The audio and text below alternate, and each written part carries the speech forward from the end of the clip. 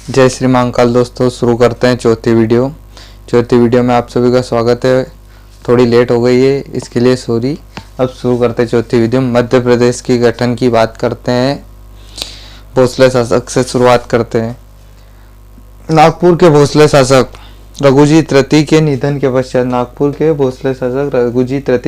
के पश्चात 11 दिसंबर 1853 को अंग्रेजों ने नागपुर पर अधिकार कर लिया। अब 11 दिसंबर 1853 को नागपुर पर अधिकार कर लिया। उसके पश्चात 13 मार्च 1854 को मध्य प्रदेश के संपूर्ण दक्षिण पूर्वी भाग पर अंग्रेजों ने अधिकार कर लिया। अब अधिकार कर लिया, अधिकार करने के बाद शासन तो चलाना पड़ेगा।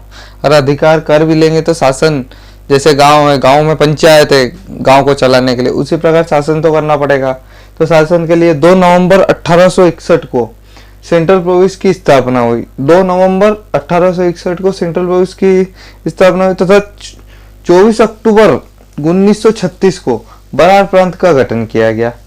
24 अक्टूबर 1936 को बरार प्रांत का गठन किया गया। उसके पश्चात अब भैया गठन तो हो गया, गठन हो गया। जैसे गांव बना है तो पंचायत बनेगी, पंचायत बनी तो सरपंच बनेगा, अब सरपंच बनेगा।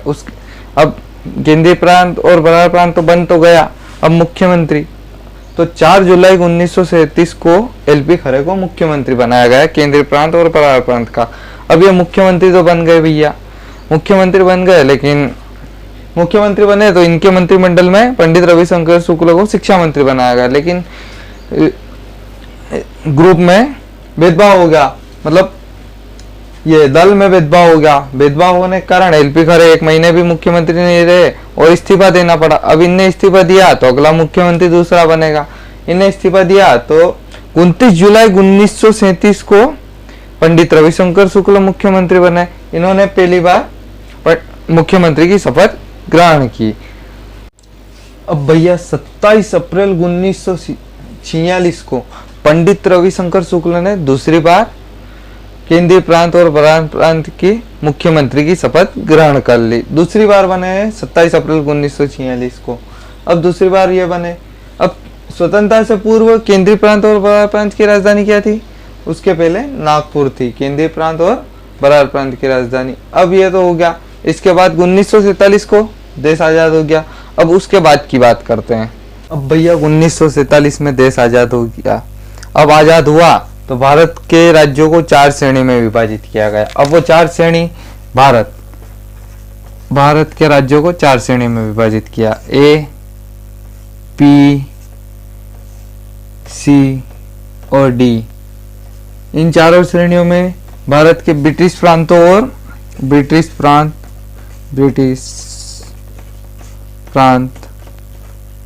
भारत की देशी रियासतों को मिलाकर 4 श्रेणियों में विभाजित किया। अब वो देशी रियासत कितनी थी? देशी रियासत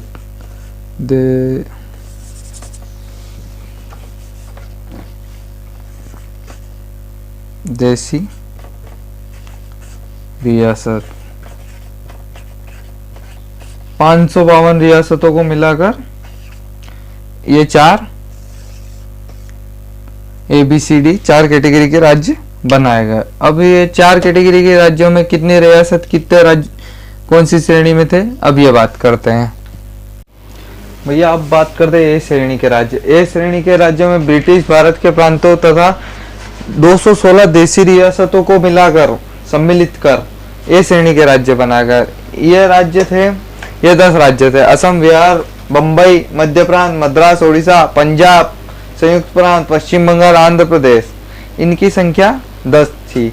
ये 3 पॉइंट में ब्रिटिश भारत के प्रांतों और 216 देशी रियासतों को मिलाकर ए श्रेणी के राज्य बनाए गए। ये 10 थे। असम, बिहार, मुंबई, मध्य प्रांत, मद्रास, ओडिशा, पंजाब, संयुक्त प्रांत, पश्चिम बंगाल और आंध्र प्रदेश, और इनकी संख्या 10 थी। अब भैया 20 श्रेणी के राज्य 275 देशी रियासतों को मिलाकर नई प्रशासनिक इकाई गठित कर बी राज्य श्रेणी प्रदान की गई। ये राज्य थे हैदराबाद, जम्मू कश्मीर, मध्य भारत, मैसूर, पेप्सू, पटियाला और पूर्वी पंजाब का क्षेत्र, पटियाला और पूर्वी पंजाब के राज्यों का संघ, और राजस्थान, सौराष्ट्र और त्रावणकोर, कोचीन। ये 8 इनकी संख्या 8 थी। ये 8 राज्यों को मिलाकर बी श्रेणी के राज्य बनाए गए थे, जो 275 देसी रियासतों को मिलाकर बनाए गए थे। 275 देसी रियासतों को मिलाकर ये होगा बी श्रेणी के राज्य। अब भैया बात करते हैं सी श्रेणी के राज्य। सी श्रेणी के राज्य में 61 देसी रियासतों को एकीकृत करके सी राज्य की श्रेणी बनाई गई। इसमें 10 राज्य थे। ये थे अजमेर, बिलासपुर, भोपाल, दुर्ग, दिल्ली, हिमाचल प्रदेश, कच्छ, मणिपुर, त्रिपुरा और विंध्य प्रदेश। ये 10 राज्य थे और इनकी संख्या 10 थी। ये सी श्रेणी के राज्य थे जिसमें सी श्रेणी बनाई गई थी।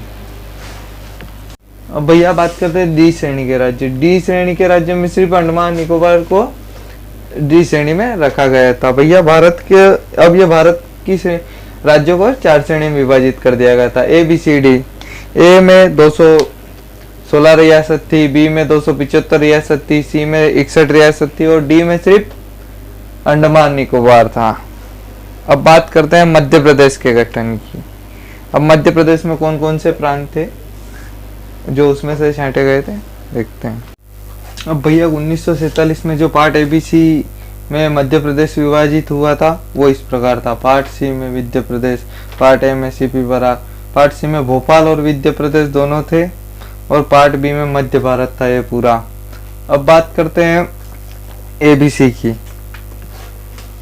अब भैया मध्य प्रदेश जो 3 भागों में विभाजित था उसमें भाग ए में CP Berar, central province Berar तथा छत्तीसगढ़ और बघेलखंड के मिलाकर सीपी बरार बना था, जो पार्ट ए के अंतर्गत था। अब प्रशासनिक दृष्टि से इसमें 5 संभाग और उनमें 22 जिले थे। अब इसके मुख्यमंत्री बने पंडित रविशंकर शुक्ल तथा राज्यपाल जो बने थे वो राघवेंद्र राव थे। भाग ए में 14 रियासत सम्मिलित थी और भाग ए की राजधानी जो थी वो नागपुर थी। ए की राजधानी नागपुर थी। मध्य भारत पश्चिमी 26 रियासतों को मिलाकर बना था, जो कि पार्ट बी के अंतर्गत था। इसकी राजधानी 6 माह के लिए शीतकालीन ग्वालियर थी तथा 6 माह के लिए ग्रीष्मकालीन इंदौर थी। इसमें प्रशासनिक दृष्टि से 16 जिले थे और मध्य भारत के प्रथम मुख्यमंत्री लीलाधर जोशी बने और प्रथम राज्यपाल बने तखतमल जैन। अब बात कर लेते हैं विंध्य प्रदेश की। विंध्य की 36 रियासतों को मिलाकर विंध्य प्रदेश बना था, जो कि पार्ट सी के अंतर्गत था। रीवा को इसकी राजधानी बनाया गया था।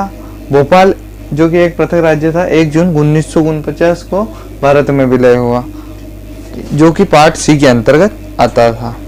अब अगली वीडियो में बात करेंगे राज्य पुनर्गठन आयोग की, जो कि 1953 के बाद पोटी श्री रामुलु के 56 दिन के अनशन के बाद जो मध्य प्रदेश बना था, जो राज्य बने थे, उनकी बात करेंगे राज्य पुनर्गठन आयोग की अगले वीडियो।